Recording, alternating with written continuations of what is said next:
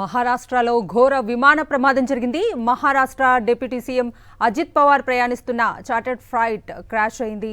బారామతిలో land అవుతుండగా ఒక్కసారిగా కుప్పకూలింది. పెద్ద ఎత్తున మంటలు చెలరేగాయి. ఫ్లైట్ పూర్తిగా కాలిబూడిదైంది. బారామతిలో జరిగే బహిరంగ సభకు వెళ్తుండగా ఈ ప్రమాదం జరిగింది. ఘటనా స్థలానికి చేరుకున్న రెస్క్యూ టీం సహాయక చర్యలను ముమ్మరం చేసింది. ప్రమాద సమయంలో విమానంలో 6 ఉన్నట్లుగా తెలుస్తోంది. ప్రమాదం జరిగిన చోట విమాన శకలాలు ఛిద్రమై పడిపోయి ఉన్నాయి.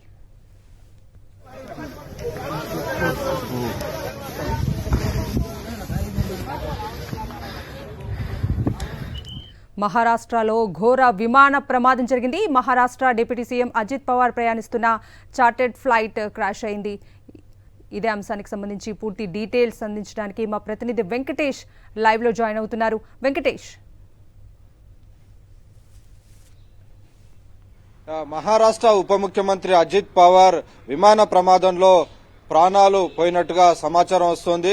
ఈ ఉదయాన బారామతిలో జరిగినటువంటి విమాన ప్రమాదంలో ఆయన కన్నుమూశారనేటువంటి సమాచారం వస్తుంది. అధికారికంగా ప్రకటన వెలువడాల్సి ఉంది. చాలా తీవ్రమైనటువంటి విమాన ప్రమాదానికి ఆయన లోనయ్యారని విశ్వసనీయ వర్గాల ద్వారా సమాచారం అందుతుంది. ఆ ప్రాంతంలో ఉన్నటువంటి శకలాలను చూస్తే కంప్లీట్ గా విమానం పూర్తిగా ముక్కలైపోయింది.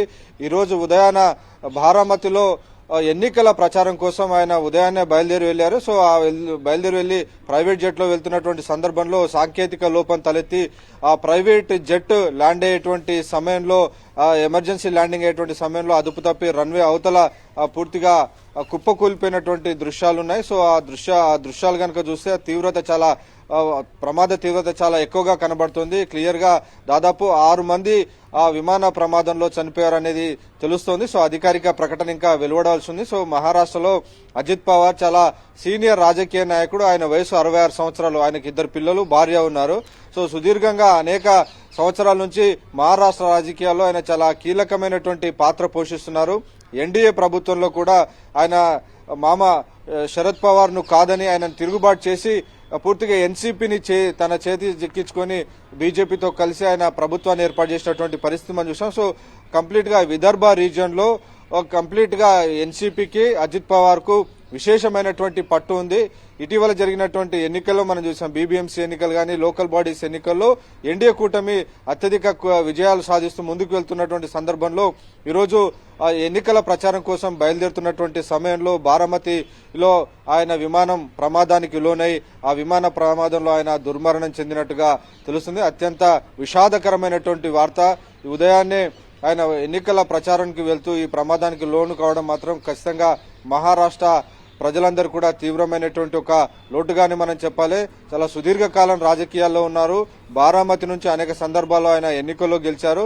So NCP Nationalist Congress party Sharad Pawar కు సంబంధించినటువంటి పార్టీలో కీలక పాత్ర పోషించారు. ఆయన మహారాష్ట్ర స్టేట్ పాలిటిక్స్ అజిత్ పవార్ చూస్తుంటే శరద్ పవార్ కూతురు సుప్రియా సూలే ఢిల్లీ రాజకీయాలను చూస్తుండేవారు. సో వారిద్దరికి 2 పనులు అప్పగించారు శరద్ పవార్. సో అజిత్ పవార్ ఇటీవల కాలంలోనే తిరుగుబాటు చేసి మొత్తం పార్టీని చేజిక్కించుకొని ఆయన బీజేపీతో కలిసి ఎన్డీఏ మహారాష్ట్ర ప్రభుత్వాన్ని ఏర్పాటు చేసినటువంటి పరిస్థితి మనం చూసాం. సో ఈ సందర్భంగా మంచి విజయాల ఊపు మీద ఉన్నటువంటి అజిత్ పవార్ ఈ రోజు అకస్మాత్తుగా దురదృష్టకరమైనటువంటి పరిస్థితుల మధ్యలో విమాన ప్రమాదానికి లోనై కన్నుమూశారనేది చాలా దిగ్భ్రాంతికరమైనటువంటి వార్త.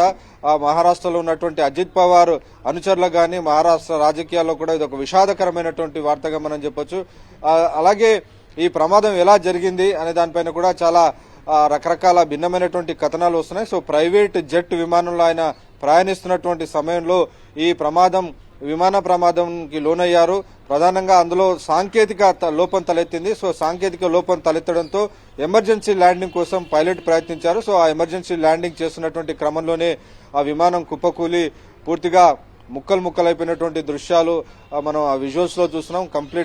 పూర్తిగా తగలబడిపోయింది. ఆ ప్రాంతం చూస్తేనే కంప్లీట్ గా మసిబారిపోయి బొగ్గుబారిపోయినటువంటి పరిస్థితి మనం చూస్తున్నాం. ఇంకా మంటలు చెలరేగుతున్నటువంటి పరిస్థితి చూస్తున్నాం. చాలా తీవ్రమైనటువంటి ప్రమాదం జరిగింది. సో ఈ ప్రమాదంలో జరిగినటువంటి సమయంలో విమానంలో దాదాపు 6 ఉన్నట్టు తెలుస్తోంది. సో ఆరుగురికి కూడా ఈ ప్రమాదంలో కన్నుమూశారనేటువంటి విషయాలు మినిస్ట్రీ ఆఫ్ సివిల్ ఏవియేషన్ సంబంధించినటువంటి సోర్సెస్ ద్వారా వెల్లడవుతుంది.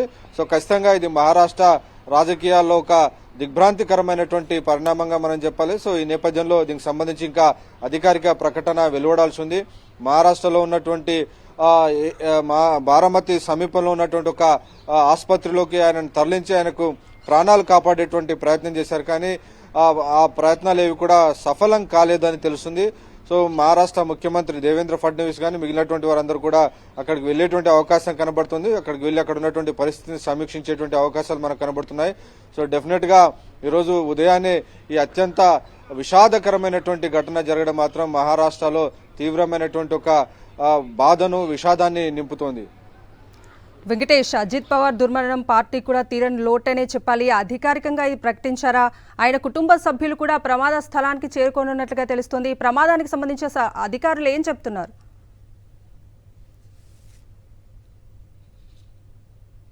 ఇంకా అధికారులు ఎవరు కూడా అధికారిక ప్రకటన మాత్రం చేయలేదు. కేవలం సోర్సెస్ ద్వారానే మనకు ఈ సమాచారం వస్తుంది. ప్రధానంగా ఈ ఉదయం తెల్లవారుజామున ఎర్లీ మార్నింగ్ 8:45 సమయంలో ఈ ప్రమాదం జరిగినట్టుగా మనకు సమాచారం ఉంటుంది. ముంబై నుంచి ఆయన బారామతి వెళ్తుండగా 8:45 సమయంలో ఈ ఘటన చోటు చేసుకున్నట్టుగా తెలుస్తుంది. సో ఒక ప్రైవేటు జెట్ విమానంలో ఆయన ప్రయాణిస్తున్నారు. సో సాంకేతిక లోపం కారణంగానే ఈ ఘటన చోటు చేసుకున్నట్టుగా సమాచారం ఉంటుంది. సో ఎమర్జెన్సీ ల్యాండింగ్ చేసేటువంటి సమయంలో విమానం పూర్తిగా అదుపు తప్పి క్రాష్ అయిపోయి కింద పడిపోయింది. దాంతో కంప్లీట్ గా విమానం ముక్కలైపోయింది. అందులో ఉన్నటువంటి ప్రయాణిస్తున్నటువంటి వారందరూ కూడా సంఘటనా స్థలంలోనే దుర్మరణం పాలయ్యారని సమాచారం ఉంటుంది. అధికారిక ప్రకటన ఇంకా వెలువడలేదు. సో డెఫినెట్ గా విమాన ప్రమాదాలనే ఇటీవల కాలంలో చాలా తరచుగా జరుగుతున్నటువంటి పరిస్థితి మనం చూస్తున్నాం. గత ఏడాది ఆగస్టులో మనం చూసాం, గుజరాత్ లో అహ్మదాబాద్ నుంచి లండన్ వెళ్తున్నటువంటి ఎయిర్ ఇండియా విమానం ఘోరమైనటువంటి విమాన ప్రమాదానికి లోనే ఏకంగా 270 మంది చనిపోయినటువంటి ఘటన దేశవ్యాప్తంగా తీవ్రమైనటువంటి విషాదాన్ని సృష్టించినటువంటి పరిస్థితి మనం చూసాం. సో ఈ రోజు ఒక అత్యంత ముఖ్యమైనటువంటి నాయకుడు, మహారాష్ట్రలో ఉప ముఖ్యమంత్రిగా ఉన్నటువంటి అజిత్ పవార్ ఈరోజు విమాన ప్రమాదంలో చనిపోవడం మాత్రం ఖచ్చితంగా అనేక ప్రశ్నలకు ఆస్కారం కల్పిస్తుంది. ఆయన ప్రయాణం చేసేటువంటి సమయంలోనే ముందుగా దానికి సంబంధించినటువంటి అన్ని క్లియరెన్సెస్ కానీ, అలాగే ఆ విమానం కండిషన్ లో ఉందా లేదా, ఆ ప్రైవేట్ జెట్ కండిషన్ లో ఉందా లేదా అనేటువంటి విషయాలన్నీ కూడా క్లియర్ గా తెలుసుకోవాల్సి ఉంటుంది. సో అవన్నీ కూడా సేఫ్టీ క్లియరెన్స్ ఉందా, దానికి సంబంధించినటువంటి సేఫ్టీ ఆడిట్ జరిగిందా, ఇవన్నీ కూడా తెలియాల్సి ఉంటుంది. సో ఒక అత్యంత విఐపి ప్రయాణిస్తున్నటువంటి సమయంలో డెఫినెట్ గా తీసుకోవాల్సినటువంటి జాగ్రత్తలు తీసుకునే కారణంగానే ఈ విమానంలో ఒక టెక్నికల్ గ్లిచ్ రావడం, ఎమర్జెన్సీ ల్యాండింగ్ ప్రయత్నించేటువంటి సమయంలో విమానం అదుపు తప్పడంతో ఆయన 8:45 ప్రమాదానికి లోనై ఆ ప్రమాదంలో ఆయన చనిపోయినట్టు తెలుస్తుంది. Right Venkatesh, thank you.